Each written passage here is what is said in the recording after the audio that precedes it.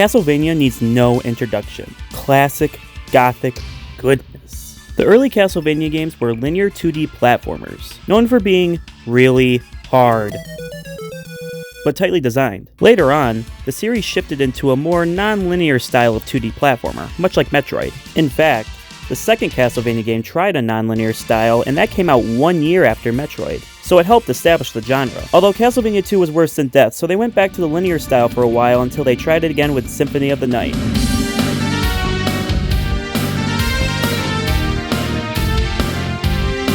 Oh yeah, that's the good stuff right there, yeah, there we go. This one is considered one of, if not the best in the whole franchise. And from here on, the series would stick to a non-linear style. It helped coin the phrase Metroidvania for this type of game, but every franchise was making the jump to 3D, so naturally, Castlevania would try as well. 1999's Castlevania for the Nintendo 64.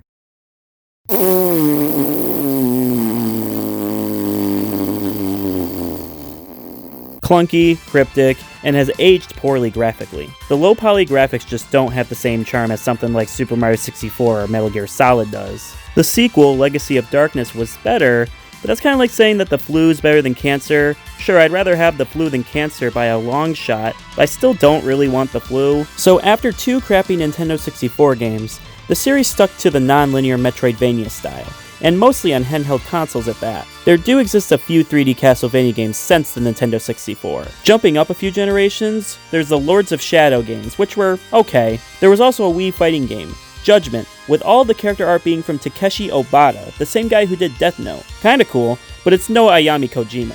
Now that's Castlevania, mwah! Anyway, these games are fine, but were not really mainline Castlevania games. One was a fighting game, and the other had a whole different team working on it, including Hideo Kojima, what? There were 2 other 3D Castlevania games, both for the PlayStation 2. The second of the 2, Curse of Darkness, I don't have, but looks to be pretty similar to the first of the 2. Castlevania Lament of Innocence. This 3D Castlevania game attempts to bring the Metroidvania style gameplay to the 3D environment. That, along with the fact that in the Castlevania timeline, this was the first before Dracula even existed. This game is notable as one of the few 3D Castlevania games that actually looks and feels like a real Castlevania game made by the main team. It's rarely talked about, and after Curse of Darkness, Castlevania went back to the Metroidvania style of gameplay on handheld consoles. So did Lament of Innocence do anything right? Is it worth going back to? Let's start with the plot. Leon Belmont is a knight of the church along with his close friend Matthias who had recently lost his wife. One night, Matthias tells Leon that his fiancée, Sarah, had been kidnapped by a vampire named Walter Bernhard and was taken to his castle. Leon, after giving up his title of Baron, heads unarmed to Walter's castle. On his way there, Leon meets a man named Rinaldo Gandolfi, who knows a fair bit about Walter and gives Leon a whip infused with alchemy, which is the same whip that will become the vampire killer whip that the Belmont family uses later down the series' timeline. Like I said before, this is the first in the timeline, but we still have the recognizable roles of Hero Belmont and Evil Vampire. The plot is simple, but unravels a bit and becomes a little bit more complicated as the game moves on. The game mainly focuses on how the vampire killer whip came to be, and why the Belmont family are the ones that have to fight evil every 100 years. Lament of Innocence gameplay is deceptively simple when you first start playing. You got your standard light and heavy attacks, as well as a guard that leads to a dodge. As you kill enemies, you will obtain moves performed by doing specific combo strings. Then you can get strings off of that new move, or moves you can only do after dodging an attack, and...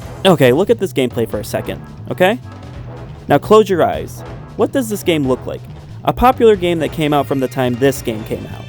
Open your eyes, it's Devil May Cry. It looks like Devil May Cry. Obviously not a ripoff, but clearly Lament of Innocence took inspiration from Devil May Cry, which was very popular at the time. I mean, look at the way Lament of Innocence looks. It could totally be a Devil May Cry game if it didn't have some Castlevania tropes in it. Of course, Lament of Innocence has some gameplay mechanics that are unique to itself. If you block these purple attacks, your magic bar will fill up, which is consumed when you use these relics that you find throughout the castle. They're usually some sort of recovery or stat boost. They're pretty rare, and the only one you'll have for a while is this weird fire attack-ish thing. It's a pretty passive mechanic that I forgot about throughout my playthrough, but it's useful in some areas, you just kinda have to remember to use it. That's sort of one of my problems with this game. A lot of its mechanics aren't really implemented in a way that makes you feel like you have to use them all the time. The other unique mechanic involves the major items you'll be collecting throughout the game, these orbs that every major boss has. Much like other Castlevania games, there are sub-weapons that you can use throughout the game, such as the knife, the holy water, the cross, etc. When you obtain an orb from a boss, you can equip it and it'll change what each sub-weapon does, sort of like Harmony of Dissonance for the Game Boy Advance. With there being 8 different orbs and 5 different sub-weapons, there's a lot of different combinations you can use.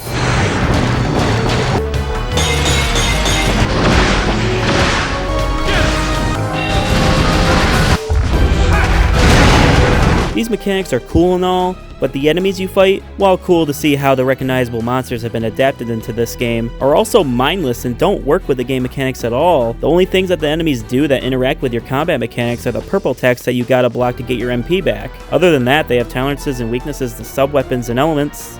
Yay. I never really feel an incentive to dodge attacks or perfect guard because they usually don't get a chance to attack and healing isn't too difficult. The bosses are the closest to make me want to utilize the game mechanics, but they aren't really hard either, save for maybe the final boss. Even the secret ultimate boss isn't that hard, just use ice. Anyways, this is a 3D adaptation of a Metroidvania game, so the map and levels are designed with exploration in mind, or well, at least it should have been. All the upgrades are found in the castle, but 75% of them are in secret areas that are heavy offshoots from the main path. Unfortunately, this doesn't really work due to the camera always being up here all the time. The secret paths are almost always obscured by the camera angles. Some are obvious, others are not. Exploration and investigation should be incentivized, but one major issue is everything looks the same. In a normal Castlevania Metroidvania game, there's just one big castle to explore. One overall map you're filling out. In Lament of Innocence, the game is split between 5 separate areas that you must complete to open up the 6th and final area, all connected with a mini hub world. So instead of one large castle, you get 5/6 small castles to explore that each have their own themes: theater, garden, horrible torture pit, etc. Each theme stands out from each other, but within the worlds themselves, there isn't too much distinction between rooms. There will be specific rooms that stand out, but that's like 1 of 800 rooms. So if you want to find a specific secret, you'll be jumping back and forth between the map screen and the actual game. I won't pretend that the other Metroidvania games didn't have this issue, but it definitely didn't feel as bad. Hell, a new entry should fix this, but nope, made it worse. Not to mention how long the backtracking takes.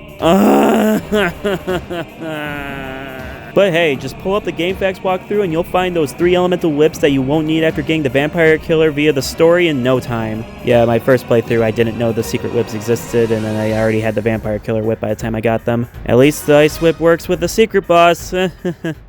So, Lament of Innocence has the structure and the look of a Castlevania game, but the gameplay decisions don't really fit together with each other in the level design. That results in the game feeling less like a cool, fun 3D Castlevania game and more like a semi-Devil May Cry look-alike with odd gameplay. It wasn't a bad attempt at a 3D adaptation of a Metroidvania-style game, and of course there was bound to be attempts at new innovation, and maybe Curse of Darkness did it better, but it's not a bad game, just odd.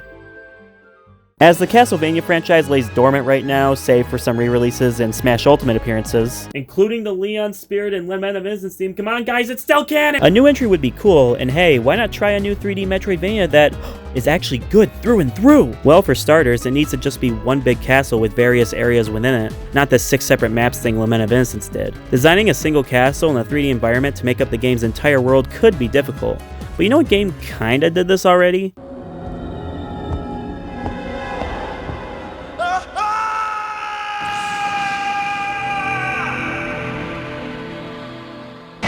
Yeah, Resident Evil is kind of structured like a 3D Metroidvania, isn't it? Well, with backtracking and searching for upgrades and items needed for progression. Very different genres, of course, but the level design philosophy of an RE game could work for a Castlevania game if it's extended for a whole castle. Of course, I don't think fixed camera angles would work, so an action game angle would be much nicer so exploring feels more natural. As for combat, the hack and slash genre would still be cool to use for a game like Castlevania. It doesn't have to be super in-depth, but some of the ideas from Lament of Innocence would be cool to see again. Unlocking new combos was cool, so having even more would make the combat stay fresh throughout the whole game. Equipping different orbs so the sub-weapons have different abilities would also be cool to see again, but maybe being able to have more than one sub-weapon at a time would make for better customization of combat. One returning feature from 2D Metroidvanias I'd like to see is more than one weapon type, that way we don't only have to use the whip. And with the combo list expanding the more you use a weapon, it would promote experimentation with the gameplay. And of course, more interesting enemies that actually do things that warrant use of every combat mechanic. Yeah, That would be the best 3D Castlevania game ever. Too bad it doesn't exist. Oh, those aren't Castlevania games though, so they don't count. Honestly, I just hope we get any Castlevania game. The last Castlevania console game was Lords of Shadow back in 2014, and it wasn't even a mainline game. There was an iOS game back in 2019, but let's be honest, an iOS game is not the same as a main console release, and it has already been shut down after being available for 1 year. Yikes. Well, at least we got Castlevania patchy slot machines. Yay. Fuck Konami.